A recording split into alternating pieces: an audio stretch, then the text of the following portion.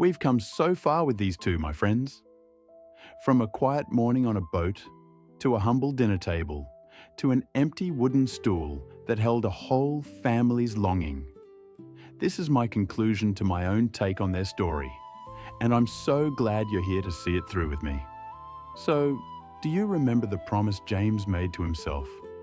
The one he hadn't told anyone? Well, here's what he did. He took that little video of Uncle and Auntie and he made one more recording of his own. A heartfelt message. Then he posted it online with a simple plea. Help me find this couple's son who left for the city years ago. And here's the beautiful part. The video traveled. People shared it again and again. Strangers who had never met Uncle, moved by the sight of an old fisherman speaking to a son he missed.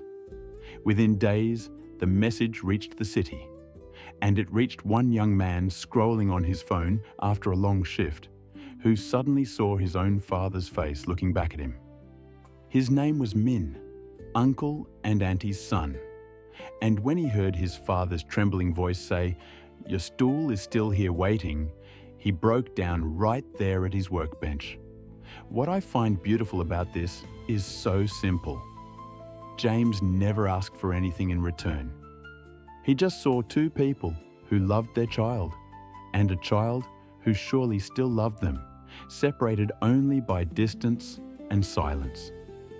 Sometimes all a family needs is one kind stranger to carry the first word across. Min called James that very night. His voice was shaking. "Is it true?" he asked. "Are my parents really well? Did they really say that?" "Every word," James told him. "And Min, your father is stronger than you think. But he's not getting younger. Your mother keeps your stool clean every single day." There was a long silence on the line. Then Min whispered, "I want to come home. I've wanted to for years. I was just ashamed I hadn't done better." "Then come," James said gently. "They don't want your success. They want you." And so, a plan began to form. A homecoming. James offered to help arrange everything, to be there when Min returned, so the moment would be just right. And what happens next is the moment we've all been waiting for. The day Min came home, the sky over Thuong Lam Lake was clear and gold. James drove up the familiar path, and beside him sat a nervous young man clutching a small bag of gifts, his knee bouncing the whole way. "What if they're angry?" Min said quietly. "What if too much time has passed?" James kept his eyes on the road and smiled. "Let me tell you what I learned from your father. He holds no bitterness for anything life has taken from him.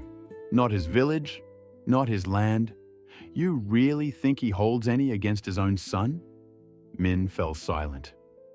But his hands were still trembling. They reached the house. Uncle was out on the porch mending a net, his glasses low on his nose. He looked up at the sound of the car, expecting to see only James. And then Min stepped out. For a moment, the old man didn't move. He just stared, the net slipping from his fingers. "Min," he said, his voice barely a breath, Is that my boy?" "Bah," Min choked out. "Konshin Loy, I'm sorry I stayed away so long." And then there were no more words.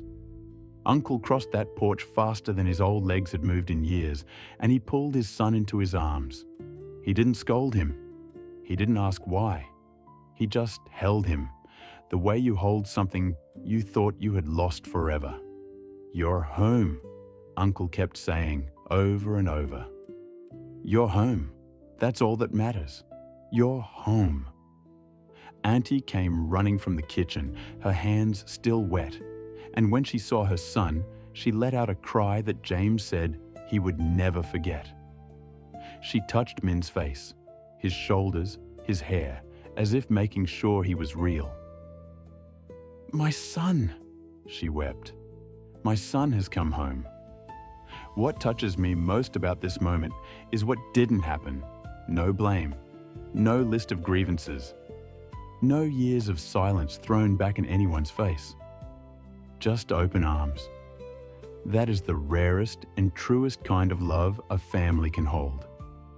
And then Min did something. He walked into the house, straight to that corner, and he looked at the small wooden stool that had waited for him all those years. He knelt beside it, this grown man, and he ran his hand along the worn seat. "You kept it," he said softly. "Of course we kept it," Auntie said. "It was always yours." Min turned to his parents, tears streaming. "I'm not going back," he said. The words were clear. No hesitation. "I found work I can do from here. I've thought about it for a long time. I want to be near you. I want to learn the lake bar the way you know it. I want to be home for good." Uncle's eyes filled. He reached out and gripped his son's shoulder, the same way he had once gripped James's on the boat. "Then I will teach you everything," he said, "just like I taught this young man here. We'll fish these waters together, father and son." And just like that, the chair would never be empty again. The weeks that followed were the happiest Uncle and Auntie had known in 30 years. Min settled back into the little house by the lake. Each morning, father and son rowed out together onto the silver water, and Uncle taught Min the rhythm of the net, the secret places where the big fish hide, the patience the lake demands. James visited often, and every time he came, he saw something healing a little more. Auntie laughing in the kitchen with a son to cook for again. Uncle standing taller, prouder, no longer carrying his days alone. The home that had felt so quiet now full of voices, full of footsteps, full of life. One evening, they all gathered to celebrate. Min had brought in his first real catch alongside his father. A good haul, honest and earned. Auntie fried up the fish, and they set the table, 4 places, then 5, as James pulled up a chair too. The secrets were finally gone. The distance, the silence, the years of longing, all of it had given way to this. A family whole again. And as Uncle looked around his table, at his wife, at his son, at the young stranger who had become like family, he thought to himself, this is what all of it was for. "James," Uncle said, raising a small cup of tea, "when you first came to my boat, I thought I was only teaching you to fish, but you gave me back my son. How does an old man ever repay that?" James shook his head, his throat tight. "You already did, Uncle.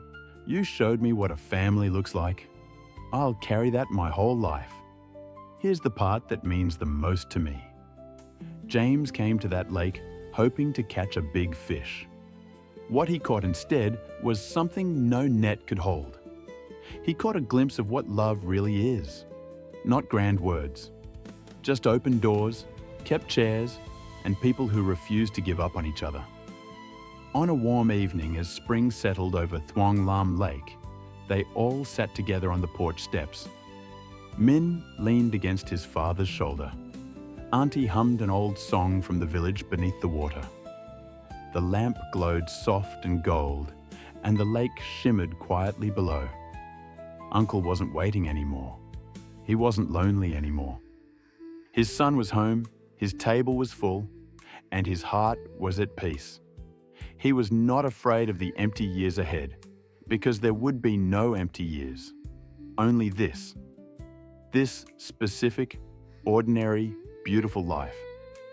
And that was enough. That was more than enough. This was my own take on their story, my friends. What I felt they deserved and what their journey meant to me. Whether life unfolds this way or another, what matters is the truth at the heart of it, that love and family are worth everything. Thank you for walking this journey with me, from the first cast of the net to this quiet evening by the lake. Until next time, take care of the ones you love.